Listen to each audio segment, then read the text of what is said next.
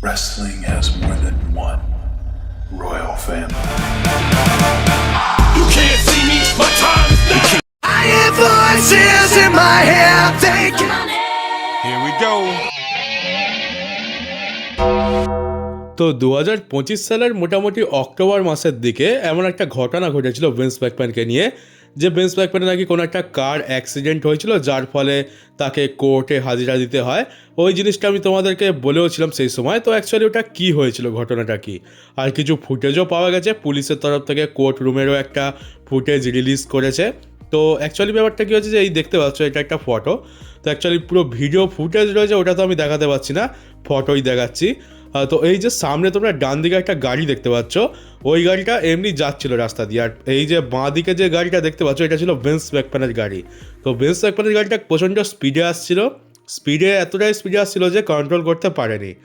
আর একদম এন্ড মোমেন্টে এই যে ডান দিকের যে গাড়িটা আছে, এই গাড়িটাকে বাঁচাতে গিয়ে ভিন্স ম্যাকম্যান স্টিয়ারিং ঘুরায় পুরো বাঁ দিকে, আর ওই গাড়িটার পেছনে অল্প ধাক্কা লেগে পুরো ব্যারিকেডে গাড়িটা ঘষে যায় কিছুটা দূর। তারপরে ভিন্স ম্যাকম্যানের গাড়িটা আবার ওই ঘষতে কিছুটা দূর গিয়ে আবার ডান দিকে গিয়ে একটা ব্যারিকেডে ধাক্কা মেরে দাঁড়িয়ে পড়ে। তো মোটামুটি কারোর কোনো চোট লাগেনি, ভিন্স ম্যাকম্যানেরও কোনো চোট লাগেনি, আর যে গাড়িটাকে ধাক্কা মেরেছে তারও কোনো চোট লাগেনি। ইম্প্যাক্ট খুবই কম ছিল, শুধু গাড়িরই যা একটু ক্ষতি হয়েছে। আর এই গাড়ি অ্যাক্সিডেন্টের ফুটেজটা এই যে এদের পেছনে আরেকটা গাড়ি ছিল তার ক্যামেরা থেকে পাওয়া গেছে। আর তারপরে এই যে ফুটেজগুলো দেখতে পাচ্ছ, এটা হচ্ছে পুলিশের ফুটেজ, মানে পুলিশের বডিতে একটা ক্যামেরা লাগানো থাকে, বডি ক্যাম। তো সেইটারই ফটো এই যে দেখতে পাচ্ছ, ভিন্স ম্যাকম্যানের সামনে স্টিয়ারিংয়েতে এয়ার ব্যাগ খুলে রয়েছে। তো ওই অ্যাক্সিডেন্টের ইম্প্যাক্টের জন্য ওটা খুলেছিল। তারপরে এই যে বাইরে দাঁড়িয়ে আছে। আর অ্যাকচুয়ালি বুঝতে পারছি যে ভিন্স ম্যাকম্যান খুবই জোরে স্পিডে গাড়ি চালাচ্ছিল আর ঠিক সময় সামলাতে পারেনি, যার জন্য এই দুর্ঘটনাটা হয়। আর এইবার দেখতে পাচ্ছ, এই হচ্ছে তার জন্য তাকে কোর্টে হাজিরা দিতে হয়েছিল, তার উপর কেস চলে।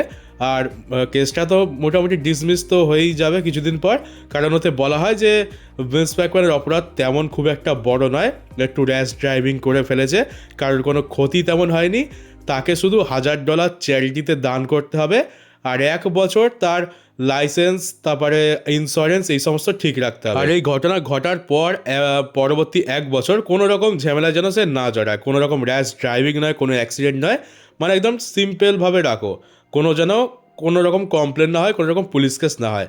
তো 1 বছর যদি এটা মেনটেন করে চলতে পারে, তাহলে এই 2026 অক্টোবর মাসে তার কেস ডিসমিস হয়ে যাবে, আর কোনো রকম চার্জেস আর থাকবে না, এটাই কোর্টের তরফ থেকে বলা হয়। তো প্রথমে তো যখন শুনেছিলাম ভাবছিলাম যে কোথায় না কোথায় কাউকে ঠুকে দিয়েছে, কিন্তু দেখলাম যে না, অতটাও বড় কোনো সমস্যা নয়, জাস্ট একটু কন্ট্রোলের বাইরে চলে গেছিলো। আর এইসব ছোটোখাটো জিনিস তো ভিন্স ম্যাকম্যানের কাছে কোনো ব্যাপারই নয়, এর থেকেও বড় বড় কাণ্ড তো সে ঘটিয়ে রেখেছে। আর এরপরে চলো এই যে মিস্ট্রি বক্স রয়েছে, এটার মিস্ট্রি নিয়ে কথা বলা যাক, যেটা নিয়ে অ্যাকচুয়ালি ফ্যান্সদের কোনো ইন্টারেস্ট নেই, না তো আমেরিকান ফ্যান্সদের আর না তো আমাদের। তাও এটা নিয়ে অনেক কিছু স্পেকুলেশান তো হচ্ছে, ফ্যান্সরা আরেকটা জিনিস স্পেকুলেট করছে, তো সেটাও বলে দিই, বলা যায় না হয়তো এটাও হতে পারে। তো বেশ কিছু সময় আগে তোমাদেরকে বলেছিলাম যে ডান হাউসেন নামে একজন রেসলার রয়েছে, যার ক্যারেক্টারটা তোমরা তো থোবরা থেকে বুঝতে পারছো কেমন হবে। এ ভ্যাম্পায়ার টাইপের, মানে হবে কোনো রুগ্ন ফুগ্ন ভ্যাম্পায়ার, ওরকম টাইপেরই এর ক্যারেক্টারটা। বাস্তবে তো মানুষ, কিন্তু ক্যারেক্টার প্লে করছে। তো অনেক দিন ধরে শুনছিলাম যে ডাব্লিউডব্লিউকে নিতে ইন্টারেস্টেড রয়েছে, একে ডাব্লিউডব্লিউ সাইন করাতে চায়। তো মেবি এটা একটা স্পেকুলেশন যে একটা পসিবিলিটি হতে পারে যে এই বক্সের ভেতর থেকে ডান হাউসেন বেরোবে, কারণ তার ক্যারেক্টার কি, তার ক্যারেক্টার হচ্ছে ভ্যাম্পায়ার টাইপের। আর ভ্যাম্পায়াররা তো এরকম বন্ধ জায়গায় কাঠের বক্সে, কফিন বক্সেই তো থাকে। তো সেই জন্য ফ্যান্সরা এটা মনে করছে, যদিও দেখতে গেলে ভ্যাম্পায়ার হোক বা যাই হোক, খাওয়া দাওয়া হাগামতা তো তাদেরও করতে হয়, কিন্তু এবারে যেহেতু ক্যারেক্টার, আর ডাব্লিউডব্লিউ তো আমাদের পাগল বানাতে এক্সপার্ট, লজিক এখানে কাজ করে না। তো হতে পারে, মেবি চান্স রয়েছে যে এর ভেতরে ডান হাউসেনও থাকতে পারে, হয়তো ডাব্লিউডব্লিউ তাকে সাইন করে নিয়েছে। আর এটা শুধুমাত্র এই জন্যই বলা হচ্ছে কারণ যে ডাব্লিউডব্লিউ তাকে সাইন করতে চেয়েছিল, অনেক দিন ধরে চেষ্টা করছে। আর এই রকম কাঠের বাক্সতে এই রকম ক্যারেক্টারের লোক ছাড়া আর কে থাকবে? টাকলা থাকতে পারে, তার তো অন্য কোনো কাজ নেই খেয়ে দে, সে হাগামোতা বক্সের মধ্যেই করে নেবে আরামসে। আর এই ডান হাউসেনও সেই একই রকম টাইপের। তো আর মনে হচ্ছে এলিমিনেশন চেম্বার আস্তে আস্তে আরও 3-4টে স্পেকুলেশান তো চলে আসবে, প্রত্যেকবার এরকমই হয়, গাদা গাদা স্পেকুলেশান, কিন্তু শেষ পর্যন্ত গিয়ে সেই দেখবো যে টাকলা কিছু না কিছু গড়বড় করেছে। আর গ্র্যান্ড স্ল্যাম অস্ট্রেলিয়াতে তো ইউটাকে টাকলা করে দেওয়া হয়েছে, তারপর থেকে তাকে আর দেখতে পাইনি, তবে একটা ছোট্ট হাউস শোতে তাকে দেখা গেছে। এই দেখো, এটা হচ্ছে ইউটার নতুন লুক, মুখ ভর্তি দাড়ি কিন্তু মাথা হচ্ছে টাকলা। আর এই করে করে ডিন অ্যামব্রোজের টিমের প্রত্যেকজনই টাকলা হয়ে যাচ্ছে। মারিনা স্যাপিয়ার তো মেয়ে, যাকে ওর কথা বাদ দাও, শুধুমাত্র নেভিল বাদ আছে, বাকি সব কটাই ওই টাকলা হয়ে গেছে এখন। আর কদিন পর হয়তো দেখতে পাবো যে নেভিলও কোনো রকম হেয়ার ভার্সেস হেয়ার ম্যাচে কমপ্লিট করেছে, আর সেখানে সে এই ম্যাচটা হেরেও গেছে, আর তারপর নেভিলও টাকলা হয়ে গেছে, তারপর পুরো ডেথ রেডার টাকলা হয়ে ঘুরে বেড়াবে। আর এইবার ফটোতে তোমরা যে হাতটা দেখতে পাচ্ছ, এটা অ্যাকচুয়ালি বিয়াঙ্কা ব্লেয়ারের হাত। সে এটা সোশ্যাল মিডিয়াতে শেয়ার করেছে। সার্জারি হওয়ার পর কিছুটা এইরকম অবস্থা। তো হ্যাঁ, মনে তো হচ্ছে যে খুবই সিরিয়াস ব্যাপার, বেশ লম্বা চওড়া কাট করে সার্জারি করেছে। আর এই কারণেই তাকে আমরা এত দিন ধরে দেখতে পাচ্ছি না। অনেক কিছু ট্রাই করা হয়েছে কিন্তু কাজ হয়নি, ফাইনালি তাকে সার্জারি করাতেই হয়। আর শেষবার মনে হয় সামার স্ল্যামের আগে কিংবা সামার স্ল্যামেতেই দেখেছিলাম, ঠিক মনে তো নেই। আর এত দিন হয়ে গেছে, আর মনে হচ্ছে যে রেসলম্যানিয়াতেও দেখতে পাবো না, একদম ঠিক রেসলম্যানিয়ার পরে হয়তো দেখতে পাবো। আর এবার চলো র্যান্ডি অর্টন রিলেটেড একটা ছোট্ট থিওরি নিয়ে কথা বলি। যদিও তো আমাদের মন পুরো ভেঙে গেছে, র্যান্ডি অর্টনের হয়তো ভালো বুকিং আমরা দেখতে কখনো পাবো না। এতদিন ধরে দেখতে পাইনি, এখন আর কী বা আশা করছি। আর আমরা যতই স্পেকুলেট করি, যতই স্টোরি লাইনের লিঙ্ক বসিয়ে নিই না কেন, শেষ পর্যন্ত তার কোনো মানে বেরোয় না, সব কিছু গড়বড় করে দেয়। মানে লিঙ্ক তো দেখানো হয় যে এইটার সাথে এইটার লিঙ্ক আছে, ওটার সাথে ওটা হবে, কিন্তু টাকলা মাঝপাতি সব কিছু ভুলে যায়। তবে তাও বলতে হবে, তার আমরা তো ফ্যান্স, আমরা তো আশা নিয়ে বেঁচে থাকি। তো চলো আরেকটা জিনিস দেখতে পেলাম, তো সেটা নিয়ে কথা বলা যাক। তো এই যে র্যান্ডি অর্টন, মনে হচ্ছে যে আমরা রেসলম্যানিয়াতে তাকে ওয়ার্ল্ড টাইটেল পিকচারে দেখতে পেতে পারি, এখনও একটা চান্স রয়েছে। তো কিভাবে? যে দেখো, এই যে ড্রু ম্যাকিন্টায়ার র্যান্ডি অর্টনের উপরে অ্যাট্যাক করলো, তার জন্য অ্যালিস্টার ব্ল্যাকের কাছে সে হেরে গেল। এটার কী দরকার ছিল? কোনো দরকার তো ছিল না। ড্রু ম্যাকিন্টায়ার কোডি রোডস আর জেকব ফাটুর কাছে যেচে গিয়ে অ্যাট্যাক করছে তাদেরকে, সেটা তো যাক একটা আলাদা।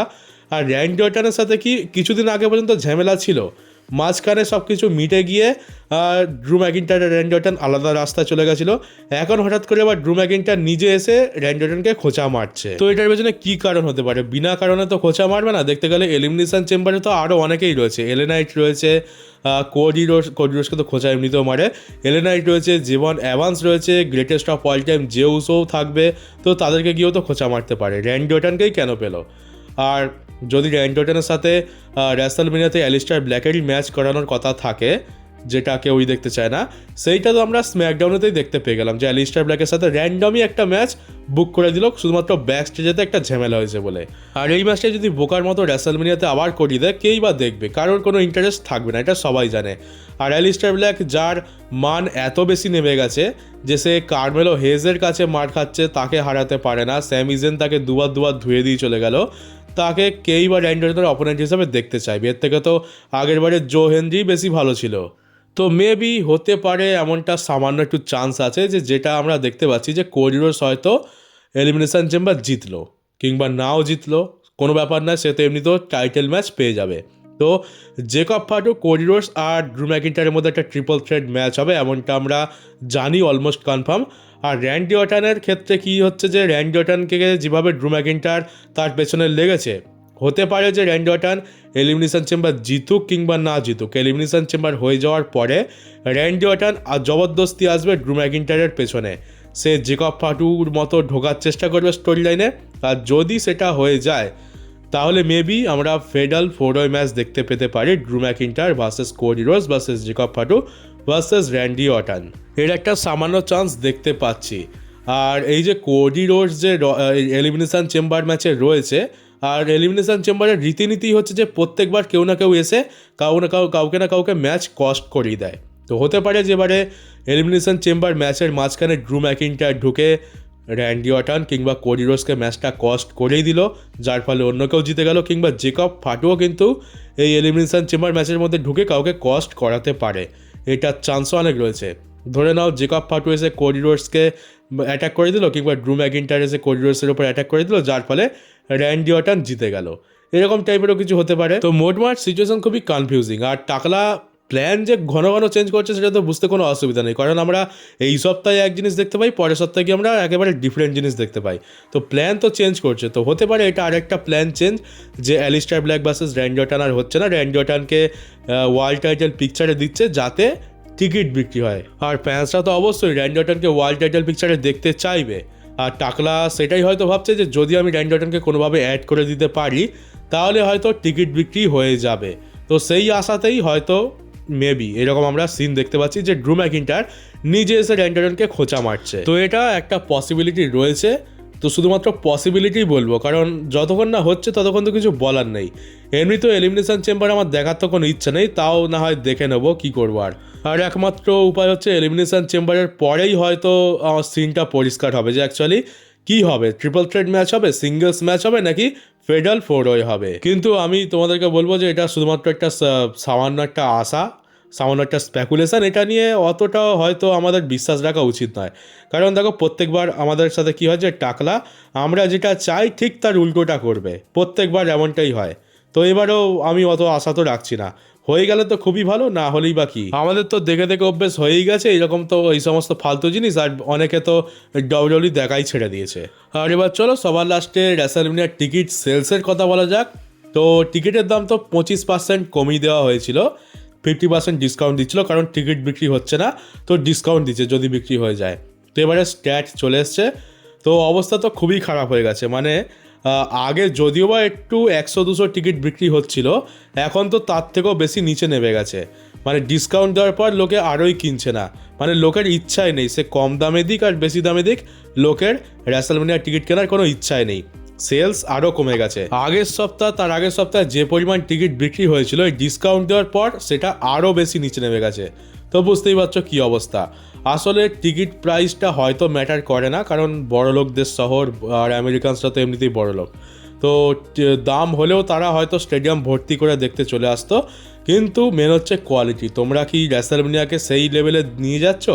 আগে রেসলম্যানিয়া মানে আমরা সারা বছর ওয়েট করতাম, যেখানে সব থেকে বড় বড় ম্যাচেস হবে, সব থেকে বড় বড় টুইস্ট, টার্ন আর সারপ্রাইজ দেখতে পাবো। আমি তো খুবই এক্সাইটেড থাকতাম রয়্যাল রাম্বল থেকে রেসলম্যানিয়া পর্যন্ত এটার জন্য, কিন্তু এখন আমার জিরো এক্সপেকটেশন, জিরো ইন্টারেস্ট এই রেসলম্যানিয়াকে নিয়ে। আর ঠিক বাকিদের অবস্থাও সেরকম, সেই জন্য টিকিট সেলসের এই অবস্থা। আর একটা ভেবে দেখার বিষয় হচ্ছে যে আগের বছরেই কিন্তু লাস ভেগাসে রেসলম্যানিয়া হয়েছে, লোকে 60-65 লাখ টাকা দিয়ে টিকিট কেটে রেসলম্যানিয়া দেখতে এসছে, আর তার বদলে তারা কী পেয়েছিল? ওই রকম ইতিহাসের জঘন্য একটা রেসলম্যানিয়া। আর এই বছরে সেই রকম পরিমাণে কি আরও ডবল টাকা কামানোর লোভে সেই একই জায়গাতে রেসলম্যানিয়া করাচ্ছে। তো কী করে এরা ভাবে যে সেই ক্রাউড যাকে এরা এত ভাবে চুনা লাগিয়েছে, এত টাকা তাদের লস করেছে, তারাই আবার দেখতে আসবে? তো এটা তো হওয়ার ছিলই না। তারা একবার এত টাকা খরচা করে দেখতে এসছে, এত লস খেয়েছে, তাদেরকে ঠকানো হয়েছে, তারা দ্বিতীয়বারের জন্য তো আবার আসবে না, এটাই তো স্বাভাবিক। আর উপরন্তু এবারে টিকিটের দাম আরটু বাড়িয়ে দেওয়া হয়েছে। আর ডাব্লিউডব্লিউ কি এক্সপেক্ট করছে যে আগের বছর যাদেরকে আমরা এত টাকা চুনা লাগিয়েছি, এত বড়ভাবে বোকা বানিয়েছি, তারা এই বছর ওর থেকেও বেশি টাকা দিয়ে আবার বোকা হতে আসবে? সেটা তো সম্ভব নয়। কিন্তু এটা ডাব্লিউডব্লিউ হয়তো বুঝতে পারেনি, আর যার জন্য এবারে হোঁচট খেয়ে পড়তে হচ্ছে তাদেরকে। রেসলম্যানিয়ার টিকিট সোল্ড আউট তো হবে না, এটুকু বুঝতে পারছি। একসময় রেসলম্যানিয়া কীরকম রেকর্ড বানাতো যে 70,000 টিকিট 2 ঘন্টার মধ্যেই সোল্ড আউট হয়ে গেছে, এরকম সিনও আমরা দেখতে পেয়েছি বেশ কিছু বছর আগে। আর এখন কি হচ্ছে, রেসলম্যানিয়া চলে আসছে কিন্তু কেউ টিকিট কিনতেই চাইছে না। আবার মাত্র কি 70,000 নয়, মাত্র 43,000 ক্যাপাসিটি, তাই নাকি টিকিট বিক্রি করে সোল্ড আউট করতে পারছে না। আর যেখানে রেসলম্যানিয়ার এত খারাপ অবস্থা, সেখানে র আর স্ম্যাকডাউন থেকে আমরা কী বা আশা করবো? র আর স্ম্যাকডাউন এককালে 18-20 হাজার দর্শক এমনি নিয়ে শো বানিয়ে দিত, এমনি নর্মাল শো হতো। আর এখন সেখানে আসছে মাত্র 4,000 দর্শক, যেখানে ক্যাপাসিটি রাখা হচ্ছে 6,000, দর্শক আসছে 4,000। তো বুঝতে পারছো কোথা থেকে কোথায় নেমে এসছে। AEW ছোটোখাটো এরিনাতে 2-3 হাজার দর্শক নিয়ে শো করায়, এই নিয়ে কিন্তু ডাব্লিউডব্লিউ ফ্যান্সরা তাদেরকে খুবই ট্রোল করতো। আর এখন ডাব্লিউডব্লিউ নিজেরই এত খারাপ দিন চলে এসছে যে কদিন পর AEW থেকে হয়তো কম ক্রাউড দেখতে আসবে তাদেরকে। AEW তো তাও 4,000 3,500 দর্শক ফুল সোল্ড আউট করে ডাইনামাইটের শো করিয়ে দেয়, কিন্তু ডাব্লিউডব্লিউ কদিন পর এর থেকেও খারাপ অবস্থা হবে। AEW ছোটো এরিনাটাকে কিন্তু পুরো ভর্তি করে নেয় ক্রাউড একদম, সেই অবস্থায় তারা ডাইনামাইটের শো করায়। আর এরা একটু বড় এরিনা রাখে কিন্তু ক্রাউড আসতে চায় না, অল্প ক্রাউড নিয়ে তাদেরকে করাতে হয়। পার্থক্যটা এখানে পরিষ্কার কিন্তু দেখাই যাচ্ছে যে কী দুর্দশার মধ্যে এরা পড়েছে। আর এইরকম পরিস্থিতিতে টাকলা এখনও এই স্ম্যাকডাউনের মতো শো দিয়ে যাচ্ছে। এই স্ম্যাকডাউনের হাল দেখে নিয়েছো, এবার মানডে নাইট র হবে, সেখানে ব্রক লেসনার আসছে, এজে স্টাইলসের ট্রিবিউট দিচ্ছে। কী করবে তার তো ঠিক নেই, এজে স্টাইলসকে নিয়ে ব্রক লেসনার আসছে, সে কী অ্যানাউন্স করবে সেটাই একমাত্র আকর্ষণীয় বিষয়। এছাড়া বাকি শোতে তো আর দেখার মতো কিছু নেই। সিএম পাঙ্ক ওয়ার্ল্ড চ্যাম্পিয়ন তো ঠিকই, কিন্তু তারও অবস্থা ড্রু ম্যাকিন্টায়ারের মতো হয়ে গেছে, চ্যাম্পিয়ন উইথ জিরো ইম্প্যাক্ট। শুধুমাত্র হয়তো পরশুদিন যে মানডে নাইট ড্রটা হবে হয়তো ব্রক লেসনারের জন্যই দেখবে, না হলে দেখার কোনো কারণ তো নেই। আর তো চলো গাইস, ভিডিওটা এখানেই শেষ করি, বেশ লম্বা চওড়া ভিডিও হয়ে যাচ্ছে।